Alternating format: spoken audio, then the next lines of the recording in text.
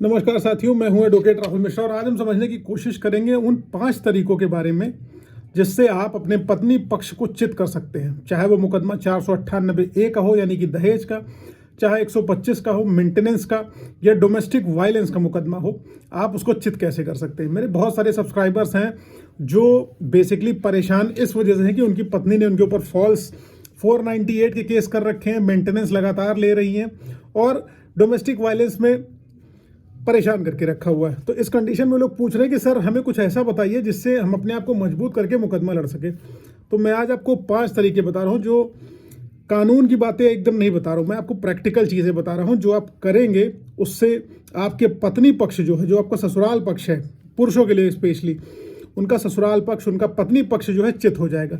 सबसे पहला आपको क्या करना है, टेंशन नहीं लेना है। मेरा टेंशन लेने का मतलब यहाँ पर क्या है, वो आपको क्या धमकी देती हैं कि भैया हम तुमको जेल भेज देंगे, तुम्हारे पूरे घर को जेल भेज देंगे और तुम्हारी नौकरी ले लेंगे, चाहे आप सरकारी हो या प्राइवेट हो, तुम्हारी नौकरी ले लेंगे। यही धमकियाँ अमूमन पत्नी पक्ष की रहती हैं। तो यहाँ पर आपको बिल्कुल भी तनाव ग्रसित नहीं होना है, क्योंकि अगर आप टेंशन ले लेते हैं तो आपको क्या लगता है कि आपकी पत्नी वो मुकदमा आपके ऊपर नहीं लिखाएगी, उसको मेंटेनेंस लेना है तो वो नहीं लेगी, या दहेज का मुकदमा आपके ऊपर उसको लिखाना है तो नहीं लिखाएगी, या उसको आपके परिवार को डोमेस्टिक वायलेंस के केस में फंसाना है तो नहीं फंसाएगी, बिल्कुल फंसाएगी। आप टेंशन लेंगे भी, आप चाहेंगे कि वो ना करे तब भी वो करेगी। तो उसको ऐसा दिखाना है कि आपको बिल्कुल भी टेंशन नहीं हो रही है, क्योंकि आपको उसको दिखाना है कि आपके पास अगर कानूनी अधिकार है, अगर आप कानून के तहत मेरे खिलाफ फॉल्स केसेस करा रही हैं तो आपने तो मुझे टॉर्चर कर रखा हुआ है, मैं भी आपके अगेंस्ट केस करा सकता हूं। तो आपको ये करना है, उसको ऐसा अपने आप को रिप्रेजेंट करना है कि उसको आपको बिल्कुल भी डर नहीं लग रहा है। आप उसको ये शो करिए कि कुछ भी हो जाए मैं तुम्हारी कोई भी अनरीजनेबल डिमांड को नहीं मानूंगा, तुम्हारी भी कोई नाजायज़ डिमांड नहीं मानूंगा, मुझे डरना नहीं है क्योंकि मैं सही हूँ। जायज़ नाजायज़ डिमांड्स को पूरा कराना या ना पूरा कराना वो तो कोर्ट में प्रोसीडिंग चलेगी, कोर्ट देखेगा कि करानी है कि नहीं करानी है, कौन सी डिमांड जायज़ है या कौन सी नाजायज़ है। किसी के सिर्फ कह देने से कि जो है वो आपको फंसा देगा या नष्ट कर देगा, आपका जीवन बर्बाद कर देगा, वो नहीं कर सकता है। बर्डन ऑफ प्रूफ आरोप लगाने वाले पर होता है। जिसने आपके ऊपर आरोप लगाया है कि आप उसको दहेज के लिए प्रताड़ित कर रहे हैं, मारपीट कर रहे हैं, या आपका परिवार उसको मारपीट कर रहा है, तो उसको साबित करने के लिए कोर्ट में अप्रोप्रिएट प्रूफ देने होंगे। और जैसा कि आप सब जानते हैं 99% मुकदमे जो हैं दहेज के मामले, डोमेस्टिक वायलेंस के मामले, कोर्ट में फर्जी आते हैं। हालांकि बहुत सारे मैटर्स में सच्चाई भी होती है, क्योंकि मेरा एक पर्सनल मैटर है जिसमें मेरे एक रिश्तेदार बेचारे लड़की पक्ष बहुत परेशान है, क्योंकि उसमें सच्चाई है। मेडिकल रिपोर्ट्स आप देखेंगे तो आप डर जाएंगे, कितनी क्रूरता, कितनी ब्रूटैलिटी उस लड़की के साथ हुई है। लेकिन जहां पर आपने नहीं किया हुआ है कुछ भी, तो आपको डरने की कोई ज़रूरत नहीं, क्योंकि साबित करना उस पार्टी होगा जिसने आपके ऊपर आरोप लगाया है। अगर मान लीजिए वो पार्टी साबित नहीं कर पाती तो आप भी तो डिफेमेशन का केस कर सकते हैं, मेंटल हैरेसमेंट का केस कर सकते हैं, आप भी तो हैरेस हो रहे हैं। ठीक, अगला उसके बाद क्या करना है कि बेसिकली डरना नहीं है, टेंशन नहीं लेना है। ठीक, अगर आप डरेंगे तो जीत नहीं पाएंगे। डर हमें तो बेसिकली तब लगता है जब हमें पता चलता है कि अगला स्टेप क्या होगा। अगला स्टेप है, आपको पता है कि आपके खिलाफ मुकदमे लिखने हैं, आपको डेफिनेटली जो है उस मुकदमा उसको लिखाना है और उसको आपको लड़ना है, तो डरने की ज़रूरत क्या है। अब जैसे मान लीजिए फॉर एग्जांपल कोई बच्चा है, अगर उसको रात में उठता है अचानक से और उसको वॉशरूम जाना होता है, तो अपनी मम्मी को कहता है मम्मी मुझे वॉशरूम लेके जाओ, बहुत अंधेरा है, मुझे डर लग रहा है। अब एक बार बच्चा अगर वो उठ के चला जाएगा तो रात में वो कभी भी उठ के चला जाएगा, उसको डर नहीं लगेगा। तो बेसिकली आपको पता चल गया कि आपकी वाइफ आपके अगेंस्ट केस करने वाली है, तो आपको डरने की कोई भी ज़रूरत नहीं है।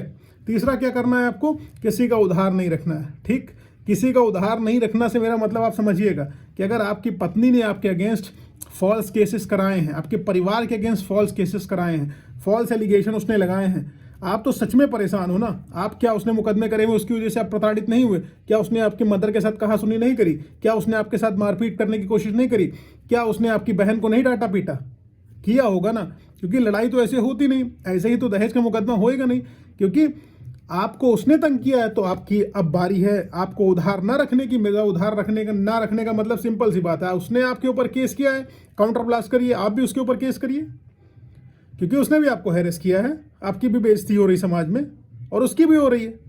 तो इक्वल प्रेशर जब तक नहीं क्रिएट होगा तब तक पत्नी हो या पति हो कोई भी सरेंडर नहीं होगा, क्योंकि सारा मैटर यहाँ पर ईगो और प्रेस्टीज का होता है। अंत में हालांकि दहेज के जितने मैटर होते हैं ये सब समझौते पर और सुलह पर जाके एंड होते हैं। पहले दोनों लोग जो है आवेश में आके आक्रोशित होकर अपना टाइम नष्ट कर लेते हैं। अब अगला आपको क्या करना है कि भावनाओं में बिल्कुल नहीं बहना है। भावनाओं में ना बहने का मतलब, अगर उसने आपको पति माना होता तो उसने आपके ऊपर केस किए ही नहीं होते, ठीक। और आप सोचोगे नहीं मेरी पत्नी है, मुझे इसके अगेंस्ट कुछ नहीं करना है, तो अगर आप ऐसा सोचोगे तो फिर आप भूल जाओ कि आप कभी लड़ पाओगे। जब आप भावनाओं में भर जाओगे, इमोशनल अटैचमेंट आप उससे दिखाने लगोगे। अगर उसको आपसे इमोशनल अटैचमेंट होता तो उसने मुकदमा क्यों लिखा होता, या आपके परिवार के अगेंस्ट उसने मुकदमा क्यों लिखाया होता, एकदम क्लियर जान लीजिए। इसलिए भावनाओं में बहेंगे तो आप मुकदमा नहीं जीत पाएंगे, आप हार जाएंगे, आपका कोई आगे पीछे बचने वाला नहीं, फिर आपकी हारताएं हैं फिर। और उसके बाद क्या करना है कि आप ये सोच लो कि जितना प्यार पहले उससे करते थे ना, अब उतनी नफरत करनी है, तभी मुकदमे जीत पाओगे। तो बेसिकली मेरा इतना बताने के पीछे ये रीज़न है कि आप इस तरीके से अपने आप को स्ट्रेस फ्री रख पाएंगे।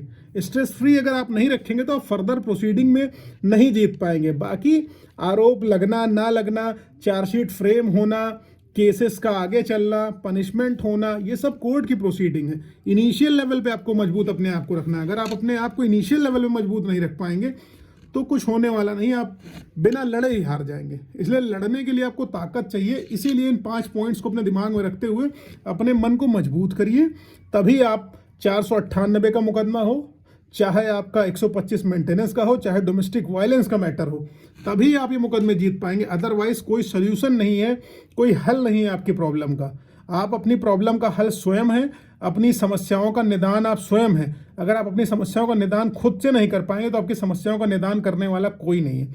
इसलिए बिल्कुल भी परेशान मत होइए, रिलैक्स रहिए। अगर जानकारी थोड़ी सही लगी हो तो लाइक शेयर सब्सक्राइब करना ना भूलें, जिससे किसी एक ऐसे व्यक्ति तक पहुंच सके जो बेचारा बहुत ज़्यादा प्रताड़ित हो इन मुकदमों से।